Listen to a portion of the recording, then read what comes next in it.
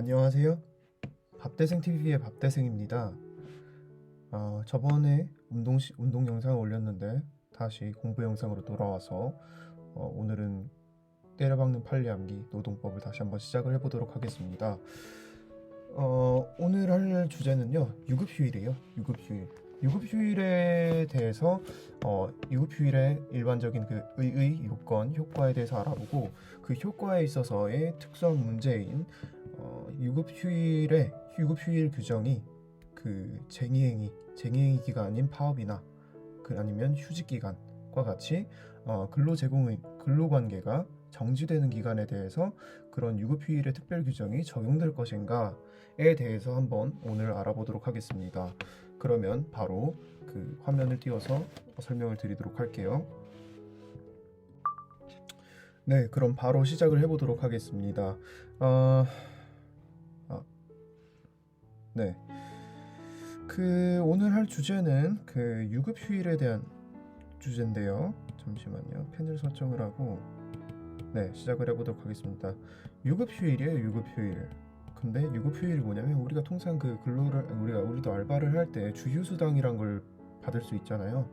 그 주휴수당에 관한 건데 우리 그 근기법 제 55조 를 보겠습니다. 근기법 제 55조를 보면 그 휴일이라고 해서 사용자는 근로자에게 한 주에 평균 1회 이상의 유급휴일을 보장해야 된다라고 나와 있고요. 그리고 그 이 유급휴일에 대한 요건은 근기법이 아니라 근기법령, 시행령에 정해져 있어요. 시행령 30조를 보시게 되면 방금 봤던 근기법 제55조 1항에 따른 유급휴일은 한 주 동안의 소정근로일을 개근한 자에게 주어야 한다 해서 이 한 주 동안의 소정근로일의 개근을 요건으로 하고 있어요. 네, 그래서 일단 봐야 될 조문은 근기법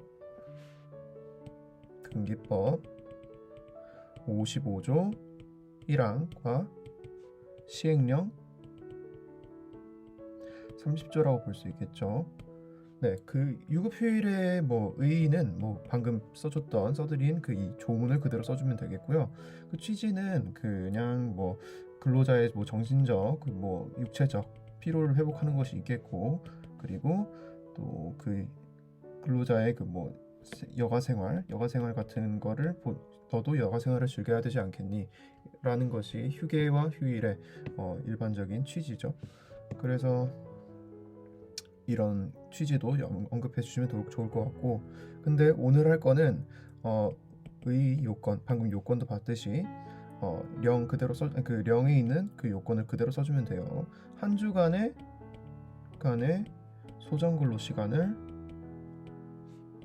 소정근로일을 개근할 것, 이것을 요건으로 하고 있는데요. 근데 여기서 하나 짚고 넘어갈 것이, 한 주간의 소정근로일을 개근할 것은 저희가 지금 유급휴일을 공부하고 있는데, 유급 돈 받으면서 쉬는 날이다, 돈 받으면서 쉬는 날이다 라는 것이 유급휴일인데, 이 한 주간의 소정근로일 개근이라는 요건은 그 유급의 요건이지 휴일의 요건은 아니에요. 그래서 이 한 주간의 소정근로일을 개근하지 않았더라도 한 주에 1일은 쉴 수 있어요. 그래서 이 요건을 충족하지 못했더라도 휴일은 받게 된다. 그러니까 휴일에 대한 요건은 아니다 라는 취지로 방금 말씀드린 거고요. 그래서 쭉 가봅시다. 자, 요건, 효과 해볼게요. 이제 효과. 오늘은 이 효과 측면을 하려고 캠을 킨 거예요. 이 파트를 고른 거예요. 효과에서 방금 말씀드렸듯 효과는 크게 두 가지로 나눌 수가 있겠는데, 먼저 휴일의 보장. 한 주에 1일 이상의, 그러니까 최소 1일이죠. 의 휴일이 보장됩니다. 근데 방금 말씀드렸듯 한 주간 이 요건을 충족하지 못했더라도 휴일이 보장됩니다. 그러니까 한 주간의 소정근로일 개근할 것은 그 휴일의 요건은 아니다 이 말씀이고요. 이제 휴일이긴 한데 유급으로 보장된다. 다시 말씀드리면 휴일 임금이 지급된다는 소리죠. 휴일에 임금을 받는다. 휴일에 임금을 받는다. 이 요건을 충족하게 되면 휴일에 임금을 받을 수 있게 돼요. 자, 근데 원칙적으로는 그렇습니다. 근데 여기서 발생하는 그 특수한 문제가 있습니다. 그 특수한 문제로서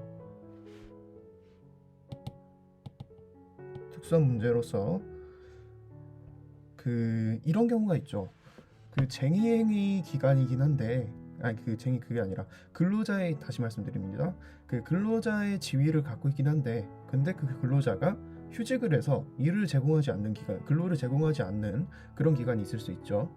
또 방금 휴직을 말씀드렸지만 또 비슷한 케이스로 쟁의행위, 그러니까 파업, 근로자가 파업을 할 때는 근로자의 지위는 계속 갖고 있지만 근로 제공 의무를 계속 이행하고 있지는 않잖아요. 그러니까 일을 해주고 있지 않잖아요. 그런 기간에 대해서 이런 55조, 방금 봤던 그 55조의 유급휴일 규정이 적용돼서 그 기간 동안의 유급휴일에 대한 임금 지급을 구할 수 있겠는가? 그러니까 쟁의행위 기간이나 휴직 기간 동안에 일을 안 하고 있는데 그 유급 휴일에 대한 그 임금을 지급을 청구할 수 있는가라는 것이 문제가 된 적이 있어요. 그래서 판례는 이와 같이 설치하고 있습니다. 그 전에 우리가 그냥 그 상식적으로 생각해봤을 때, 그냥 머리로 생각해봤을 때 근로자가 일을 하지 않는데 거기에 대해서 유급휴일 수당을 달라고 하긴 어렵겠죠. 판례도 그와 같은 취지로 비슷하게 설치를 하고 있습니다. 그럼 구체적인 설치를 제가 설명을 드려볼게요. 이 판례는 저는 개인적으로 좀 외우기가 그렇게 쉬운 판례는 아니었어요. 그래서 이 판례는 뭔가 두 문자를 막 적극적으로 따서 팍팍팍 외운다기보다는 그냥 플로우를 타면서 여러 번 그냥 눈에 좀 발라서 좀 자연스럽게 말이 나오게끔 외워보려고 하고 있습니다. 저는 딱히 머리에 그렇게 와닿는 판례, 딱 확확 외워지는 판례는 아니었거든요. 그래서 일단 그 플로우를 한번 보여드리도록 하겠습니다. 네, 판례는 다음과 같이 설치를 하고 있어요. 그 유급휴일에 대한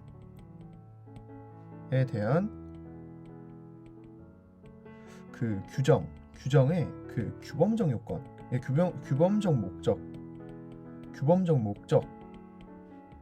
그러니까 유급휴일 규정을 딱 보고 판례가 이 규정의 목적은 무엇일까라고 생각을 해본 거죠.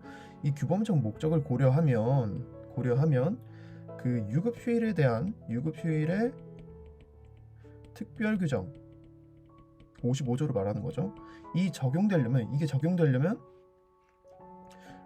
평근 상태가 전제되어야 된대요. 평근 상태가 전제되어야 한다고 합니다. 평근 상태가 전제되어야 된다. 그럼 평근 상태가 뭐냐? 평상적인 근로관계, 즉 근로자가 근로를 제공하여 왔고, 그리고 앞으로의 계속적인 근로 제공이 예정되어 있는 상태, 평근 상태, 방금 설명드렸습니다. 평상적인 근로관계, 즉 이러이러한 상태가 전제되어야 한다고 설치를 하고 있고요. 따라서 그 휴직기간과 같이 근로자의 주된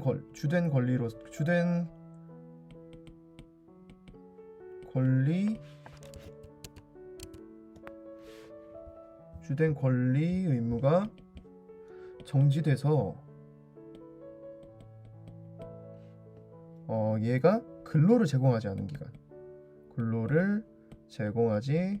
않은 이런 휴직기간에는 그와 대가관계에 있는 임금 청구권도 발생하지 않는다. 그래서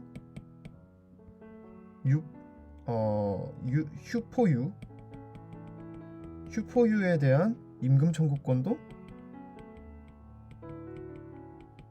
발생하지 않는다고 설치하고 있어요. 다시 그럼 처음부터 좀 기니까 처음부터 살펴볼게요.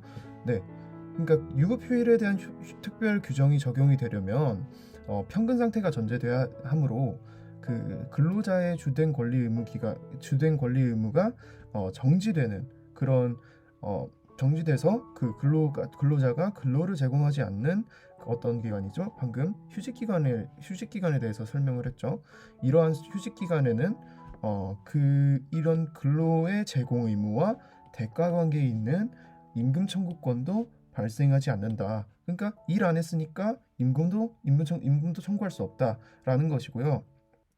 따라서 이 기간 동안에 임금을 청구할 수 없으니까 이 기간 동안 임금을 청구할 수 없는데 그러면 휴직 기간에 포함된 그 유급 휴일에 대한 임금 청구권도 당연히 발생하지 않는다라는 취지로 판례는 설치를 하고 있습니다.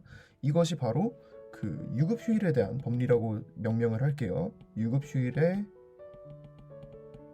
대한 법리이고요. 판례는 여기서 그치지 않고 방금은 그 휴직 기간에 대해서 말씀을 드렸는데 이번에는 그 쟁의행위, 특히 파업, 근로자가 하는 쟁의행위인 파업에 대해서도 같은 이 법리를 그대로 적용을 하고 있어요. 이 구체적인 설치를 말씀드리면 근로자 쟁의행위인 그 이런 파업 기간 동안에는 근로자의 주된 권리 의무인 근로 제공 의무 등이 정지되므로 근로자는 임금 청구권 근로자는 이 기간 동안 임금 청구권이 발생하지 않고 따라서 그 파포유 임금 청구권 임금 지급도 구할 수 없다. 그러니까 위에 있던 법리랑 거의 유사하게 가면 돼요.